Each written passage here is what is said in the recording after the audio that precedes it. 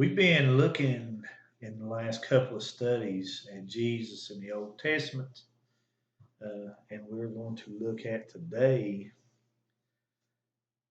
Joseph, who is probably one of the most striking types of Jesus in the Old Testament that you want to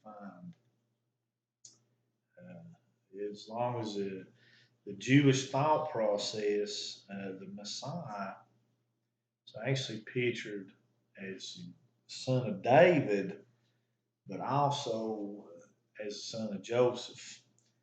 Of course, as the son of David, he would rule upon David's throne, uh, bringing glory to Israel and ultimately peace to the world. But also, he's pictured as the son of Joseph, as someone who would suffer at the hands of his brothers before being exalted. So let's dig in and take a look at some of these pictures in Joseph's life that is fulfilled also in the life of the Messiah, Jesus. Both were greater than their brothers. In Genesis 37, 5 through 8 says, Then Joseph had a dream, and when he had told it to his brothers, they hated him even more. He said to them, Please listen to this dream which I have had. For behold, we were binding sheaves in the field, and lo, my sheaf rose up and also stood erect. And behold, your sheaves gathered around and bowed down to my sheaf. Then his brothers said to him, Are you actually going to reign over us? Or are you really going to rule over us? So they hated him even more for his dreams and for his words. Uh, Backstory with Joseph. We already know that Joseph was Jacob's most beloved son. Uh, and then on top of that, these dreams have made it clear that one day he would rule over his brothers, and they hated him for that. Jesus would encounter the same reaction, not only from his brothers, but also from those in his hometown. And while he was trying to minister in his hometown, this is actually what he encountered. In Matthew 13, 55 through 57 says, Is this not the carpenter's son? Is his mother is not his mother called Mary, and his brothers James and Joseph and Simon and Judas, and his sisters? Are they not all with us? Where then did this man get all these things? And they took offense at him. But Jesus said to them, A prophet is not without honor, except in his own town, and in his own household. so we see later on too that as the nation's leaders were actually calling Jesus possessed. Some of his own family would still not even acknowledge him. Uh, his own brothers are asking for signs because, according to John 7 5, For not even his brothers believed in him. so both were also conspired against to be killed. In Genesis 37 18 through 19 says, They saw him from afar, and before he came near to them, they conspired against him to kill him. They said to one another, Here comes this dreamer. So, because of jealousy and envy, Joseph's brothers uh, conspired and plotted to kill him. What they hated the most were that these dreams elevated Joseph above them. But they also hated the fact that their father uh, loved Joseph more than them, and their jealousy and anger led to a plan to destroy him. same way, the leaders of Israel hated Jesus because he refused to submit himself to their rule, but actually through his words and actions, he proved that he was above them. He claimed to be from heaven, to be greater than Abraham, and to be the one who Moses wrote about. And he made these claims. It actually resulted in a plot to take his life as well.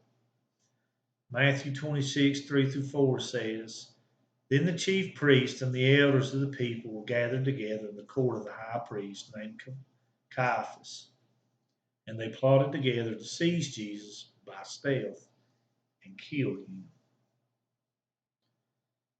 Both were actually betrayed for a few lousy pieces of silver.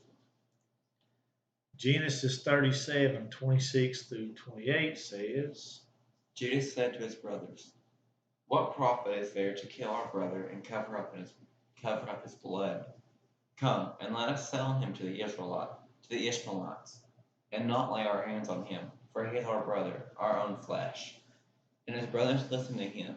Then some Midianite traders passed by, and they pulled him up and lifted Joseph out of the pit and sold him to the Ishmaelites for 20 shekels of silver. And they brought Joseph into Egypt.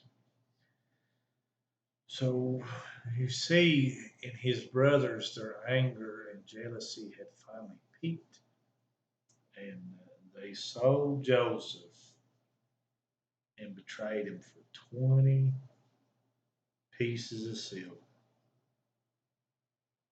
And if you look, who does it say instigated this whole thing? Judah. This is translated from the Hebrew name Yehuda, which ironically can also be translated as Judas. So shouldn't be a great big surprise that like Jesus and Joseph was betrayed by one closest to him. But the price for the Son of God was only 10 shekels more. Matthew 26, 14 through 16. Then one of the 12, whose name was Judas Iscariot, went to the chief priest and said, What will you give me if I deliver him over to you? And they paid him 30 pieces of silver. And from that moment he sought an opportunity to betray him. So this, of course, is a fulfillment of prophecy where God himself is priced at 30 pieces of silver. According to Zechariah 11:13, Then the Lord said to me, Throw it at the potter, that magnificent price at which I was valued by them. So I took the 30 shekels of silver and threw them to the potter in the house of the Lord. So why Joseph didn't really understand it at the time. God had plans, and he would use this betrayal to lift Joseph up, and through it, he gave the means so that both the Gentiles and Joseph's own family, his Jewish family, would be saved. I'm sure you all see a clear picture of Jesus there. Now, both were falsely accused, even though they did no wrong. Genesis 39, 17 through 20. And she told him the same story, saying, The Hebrew servant, whom you have brought among us, came to me, to laugh at me. But as soon as I lifted up my voice and cried, he left his garment beside me and fled out of the house. As soon as his master heard the words that his wife spoke to him, that this is the way your servant treated me, his anger was kindled. And Joseph's master took him and put him into the prison, the place where the king's prisoners were confined, and he was there in prison. So after he had been betrayed by his brothers and taken to Egypt, Joseph finds himself being accused of a crime that he didn't commit. This slanderous lie actually led him to being thrown in prison. He didn't even get an opportunity to defend himself or to deny any of it. In the same way, after Jesus was betrayed, he was falsely accused and slandered in a series of totally one-sided trials. And like Joseph, he had did nothing wrong, but that did not stop his accusers. Mark 14:55 through 64 says, Now the chief priests and the whole council kept trying to obtain testimony against Jesus to put him to death, and they were not finding any. For many were giving false testimony against him, but the testimony was not consistent. Some stood up and began to give false testimony against him, saying, We heard him say, I will destroy this temple made with hands, and in 3 days I will build another made without hands. Not even in this respect was their testimony consistent. The high priest stood up and came forward and questioned Jesus, saying, Do you not answer? What is it that these men are testifying against you? But he kept silent and did not answer. Again, the high priest was questioning him and saying to him, Are you the Christ, the Son of the Blessed One? And Jesus said, I am. And you shall see the Son of Man sitting at the right hand of power and coming with the clouds of heaven. Tearing his clothes, the high priest said, What further need do we have of witnesses? You have heard the blasphemy. How does it seem to you? And they all condemned him to be deserving of death. So, these two, Jesus and Joseph, both had two fellow prisoners as well. Genesis chapter 40, verses 4 and 5. The captain of the bodyguard put Joseph in charge of them, and he took care of them, and they were in confinement for some time. Then the cupbearer and the baker for the king of Egypt, who were confined in jail, both had a dream the same night. Each had his own dream, and each dream with its own interpretation. So you see that Joseph wasn't in prison alone. Two other servants of Pharaoh, the cupbearer and the baker, were shortly thrown down there with him. Each one of them spoke to Joseph about a dream that they had had, which Joseph interpreted for them. This also pictures Jesus in his prison, the cross, and the two thieves that were crucified with him.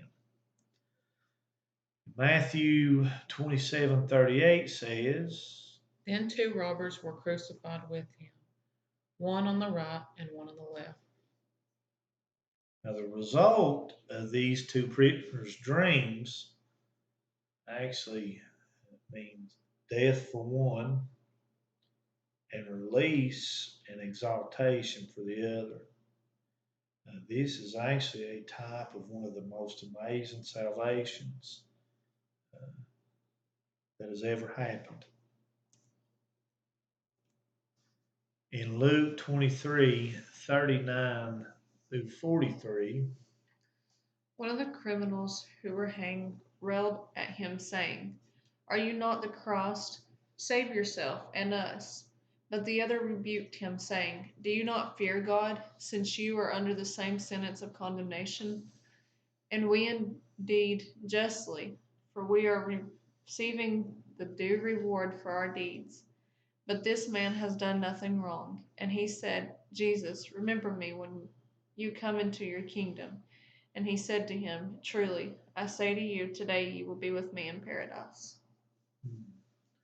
so like Joseph, one prisoner with Jesus would die, but one would find true life and would be released and lifted up into one of the greatest places, paradise. All right, now both would be lifted up as a suffering servant.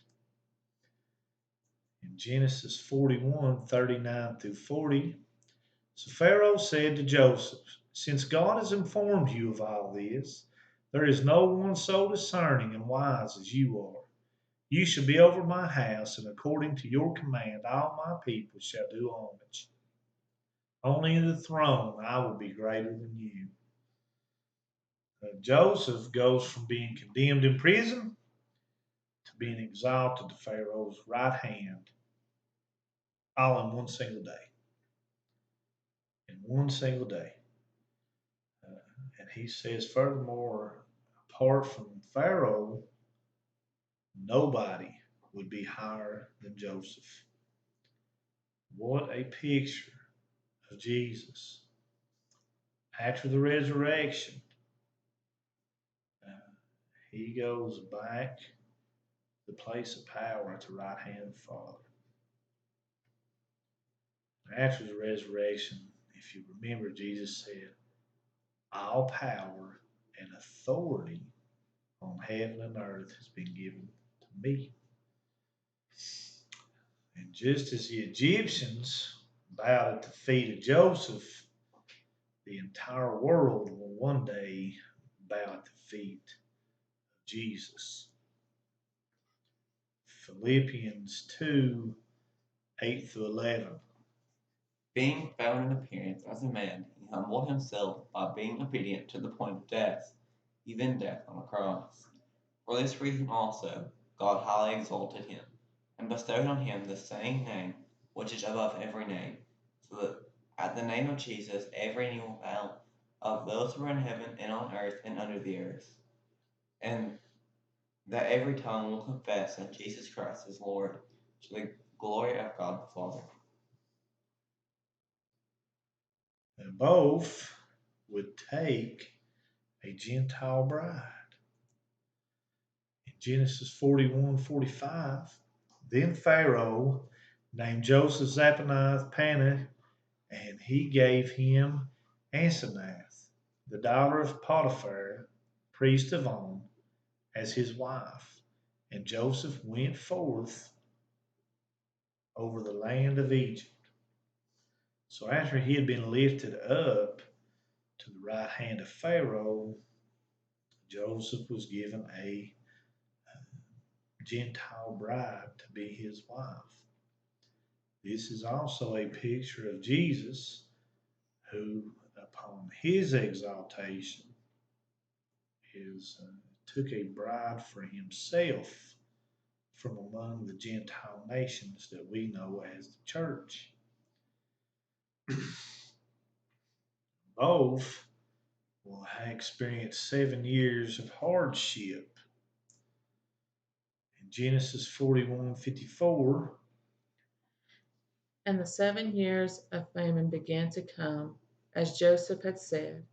There was famine in all lands, but in all the land of Egypt there was bread.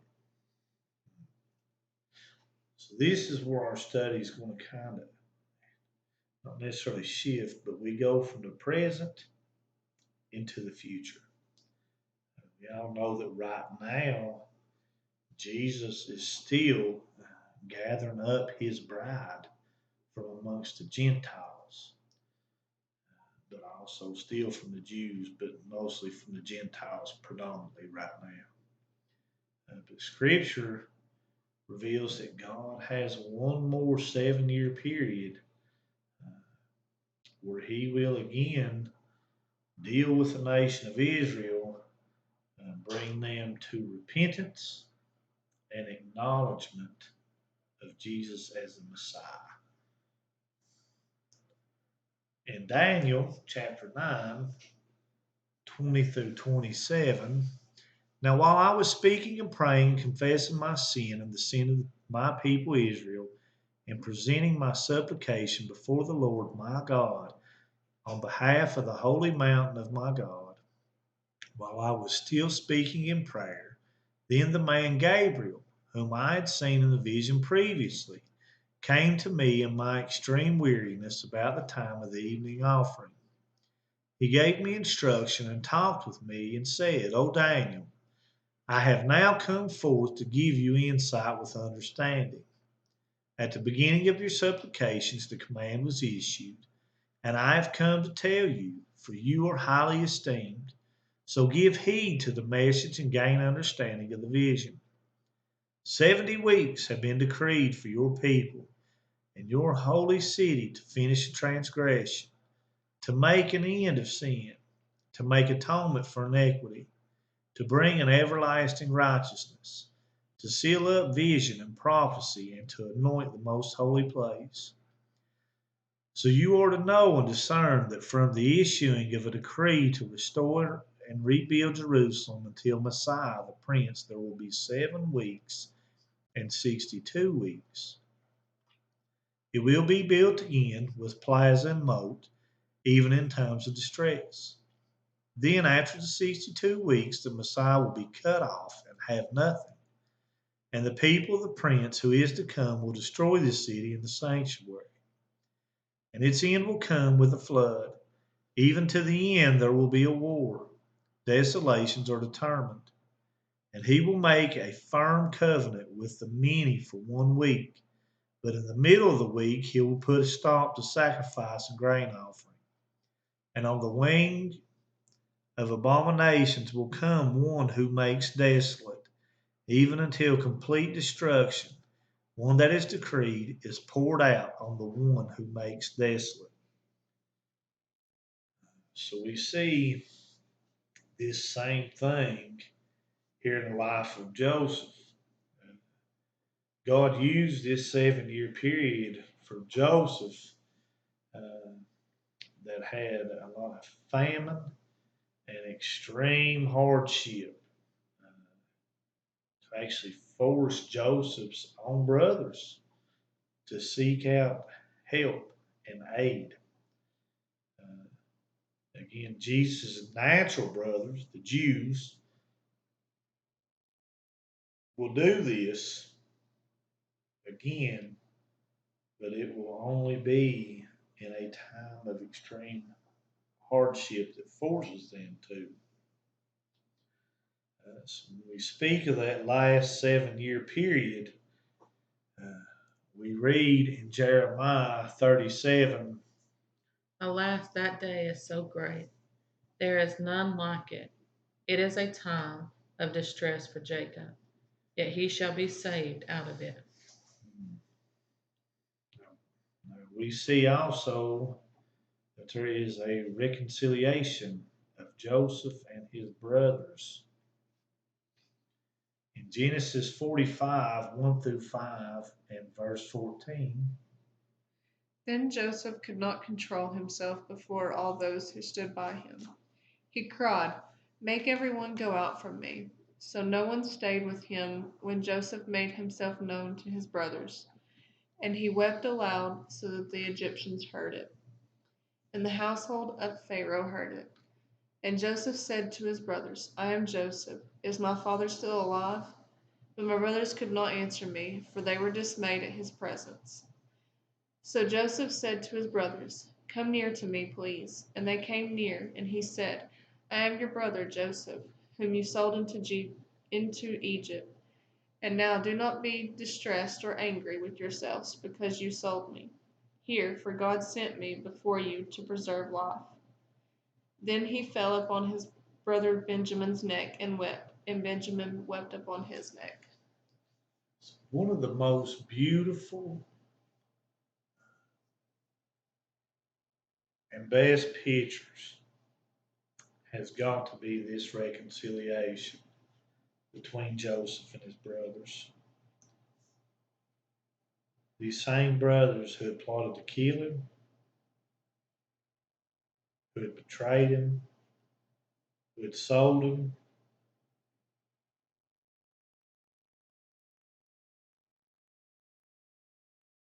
and he forgave them. He forgave them. This great famine had spread across the land, and they came here seeking provision. The first time that they saw him, they didn't recognize him. But all was revealed the second time. Great weeping when they realized that not only was the one that they betrayed alive, but he ruled over the entire land. So, like Joseph's brothers, Israel didn't recognize Jesus at his first coming. But oh, the weeping and the reconciliation whenever he comes back. The prophet Zechariah talks about this in Zechariah 12:10 through 12. I will pour out on the house of David and on the inhabitants of Israel the spirit of grace and of supplication, so they will look on me whom they have pierced, and they will mourn for him, as one mourns for his own only son, and they weep bitterly over him, like the bitter weeping of a firstborn. In that day there will be great mourning in Jerusalem, like a mourning in Hadron. The plain of Megiddo. The land will mourn, every family by itself, the family at the house of David by itself, and their wives by themselves, the family of the house of Nathan by itself, and their wives by themselves. We see next that what Israel meant for evil, God meant for good. In Genesis 50:18 through 20. Then his brothers also came and fell down before him and said, Behold, we are your servants. But Joseph said to them, Do not be afraid, for am I in God's place? As for you, you meant evil against me, but God meant it for good in order to bring about this present result, to preserve many people alive. So Joseph's brothers, after they are reconciled to him, are extremely repentant, sorrowful of the evil that they had done in plotting against him and betraying. But you see that Joseph doesn't hold grudge, ill feelings, ill will. He doesn't have any kind of grievance against them. But he approaches them with grace. Grace. He tells them what you meant for evil, God intended this for good. Many people would be saved. What a picture of Jesus. Yeah. All of Israel, they meant it for evil. They meant it for evil. but God intended it for good to save many, many, many lives. He's done that, and He continues to do that. We're not just talking about in Israel, but all over the world.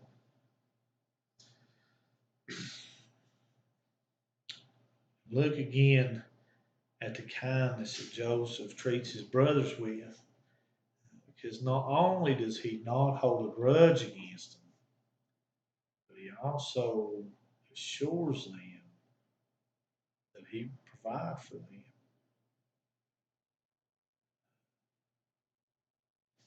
These are the same things that Israel has been promised, the Jewish nation has been promised after they return to the Lord at His return.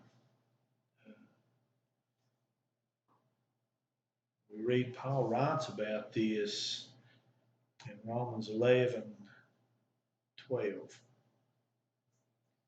Now, if their trespass means riches for the world, and if their failure mean riches for the Gentiles, how much more will their full inclusion mean? So Joseph is truly one of the greatest types of Jesus that we will see in the entire Old Testament. Going from the betrayal of his brothers to his rise and authority over the Egyptian empire, to taking a Gentile bride, and from the final reconciliation with his Jewish brothers. This is a glimpse from God of the past, the present, and even the future.